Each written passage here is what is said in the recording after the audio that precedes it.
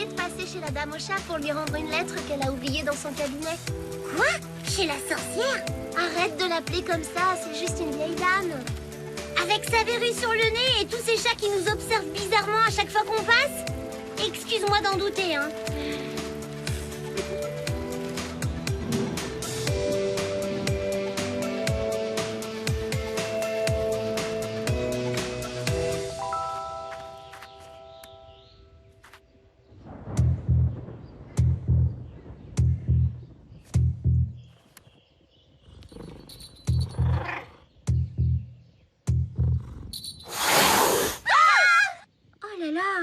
Comment éliminer?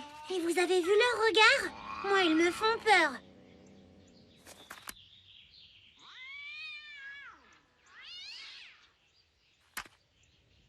Ça ne répond pas. C'est bizarre.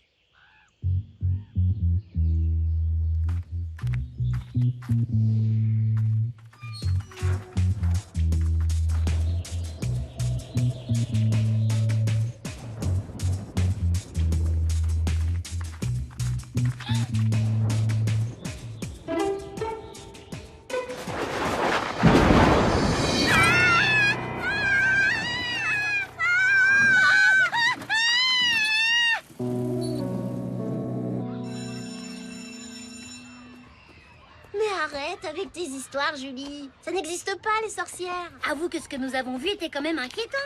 C'est peut-être parce que la lumière de chez elle est trop forte et ça lui fait mal aux yeux. Alors du coup, elle utilise des bougies. C'est évident que c'est une sorcière. Bon, c'est vrai que tout ça peut paraître un peu mystérieux, mais ça ne l'est pas forcément. De toute façon, il faut que j'y retourne pour lui donner son courrier.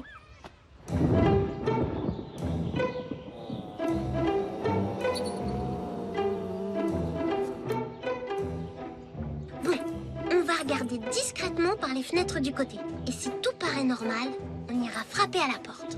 Oh, elle ne veut pas être dérangée pendant qu'elle prépare sa potion magique. Le mieux, ce serait que l'une de nous trois reste dehors pour donner l'alerte au cas où.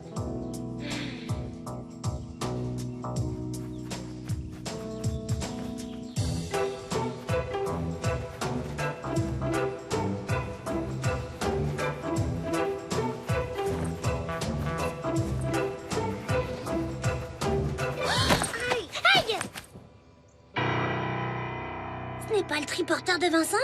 Si, on dirait bien.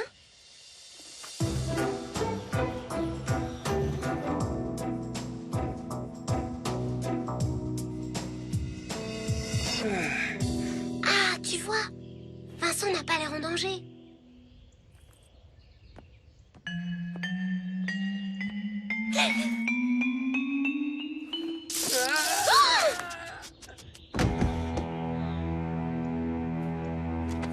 Qu'est-ce que c'était?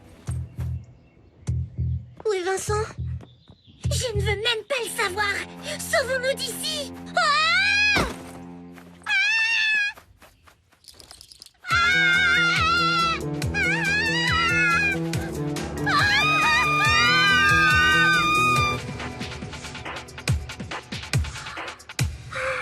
Qu'est-ce qu'on peut faire? Oh, j'en sais rien. Pauvre Vincent.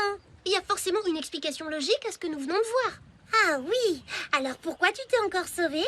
Non, je ne me suis pas sauvée. Je t'ai juste suivie. Ah, tu courais tellement vite que tu m'as presque dépassée.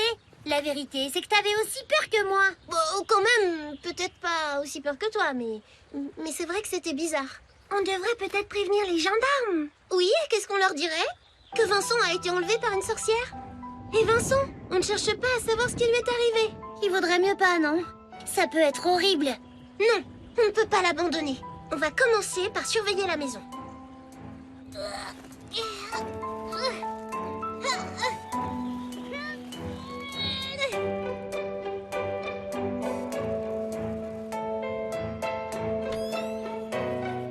voilà.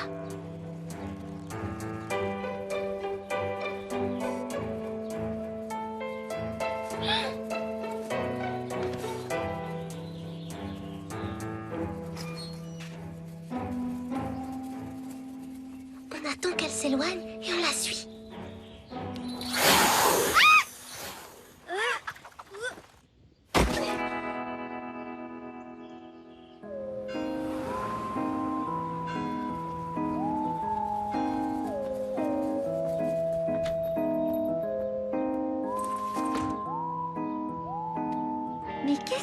train de faire?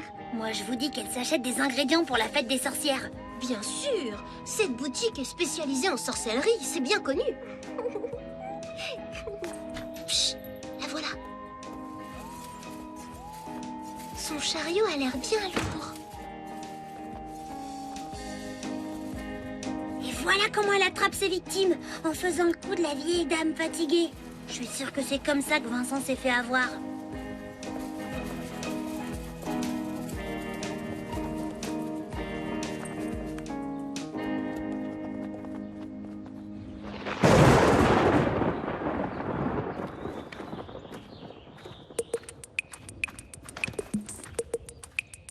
Tu vois, lui, elle ne l'a pas kidnappé.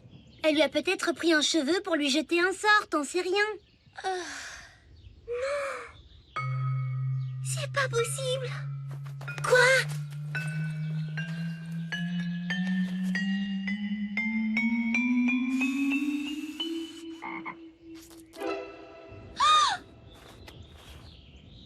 Oh, elle a transformé Vincent en grenouille. Oh, je vous l'avais dit, il faut prévenir la police, les pompiers, l'armée. Pas de panique. Rien ne prouve encore qu'il s'agisse de Vincent. Je suis certaine qu'il finira par sortir de cette maison. Tu verras.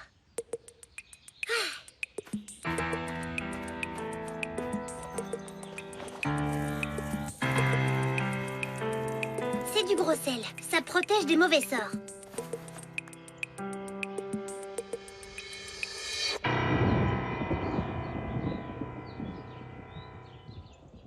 Vincent n'est toujours pas sorti de la maison. Ce n'est pas normal. Bon alors, qu'est-ce qu'on fait? Aucune idée. Je vais y réfléchir. Demain, c'est samedi. Rendez-vous chez moi vers 10h. D'ici là, j'aurai peut-être trouvé. Jean, Si c'est pour me demander d'accomplir une corvée à ta place, c'est non.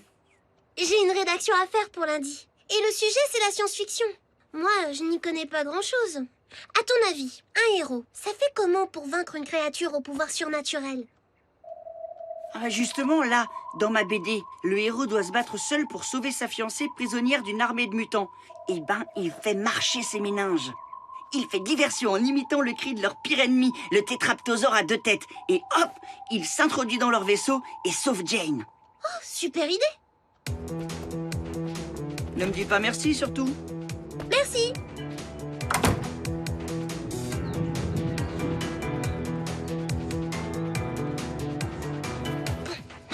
Écoutez-moi bien. Julie et toi, vous entrez dans le jardin. Il y en a une qui lance les pétards et l'autre qui souffle là-dedans. Dès que la sorcière, dès que la dame au chat sort de chez elle, vous faites le tour de la maison. Continuez un peu à faire du bruit pour la tirer au fond du jardin. Pendant ce temps-là, je rentre dans la maison et je vois si Vincent est là. S'il n'est pas là, je prends des photos de tout ce que je peux trouver comme preuve. Ensuite, on se sauve et on va prévenir nos parents. D'accord ?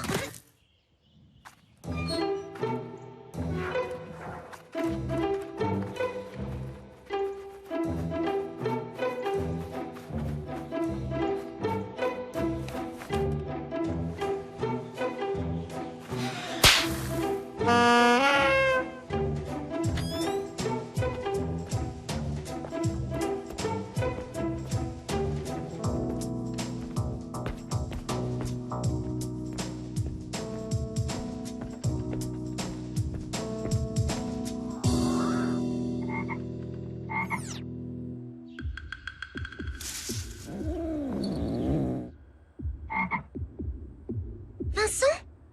Martine? Ce n'est pas possible. Martine? Aïe! Vincent ? Tu m'as fichu une de ces trouilles ? Désolé. Maman,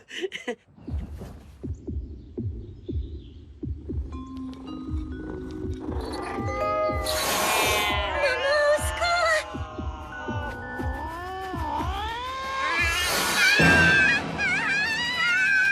Comme tu peux voir, c'est en plein travaux ici. Si tu veux voir ma tante, il vaudrait mieux que tu reviennes une prochaine fois. Elle est tellement énervée depuis l'histoire du court-circuit. Donc, la dame au chat, c'est ta tante.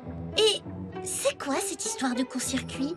Ma tante a voulu faire des travaux, mais cet imbécile de peintre a provoqué un court-circuit général en démontant les prises.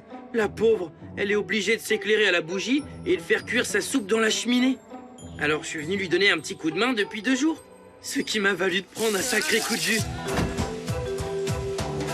T'aurais vu ça? J'étais complètement sonné.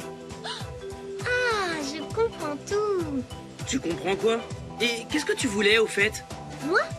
Eh bien, Ah oui! Ta tante a oublié ça dans le cabinet de ma maman. Oh, c'est pas vrai. C'est ma lettre de demande de congé. Ma tante était censée la remettre à monsieur le maire en main propre. Bon, je me sauve. Et merci d'avoir éclairci le mystère. Quel mystère? Et voilà toute l'histoire. Ouais, d'accord. Mais ça n'explique pas tout. Tiens, la grenouille, par exemple. Tu trouves ça normal d'avoir une grenouille dans un bocal, toi? Salut les filles. Mais dis donc, tu devrais pas être à ton cours de tennis, toi? Si, mais le prof n'est pas venu et personne ne l'a vu depuis 2 jours. Eh ben voilà, c'est lui la grenouille dans le bocal.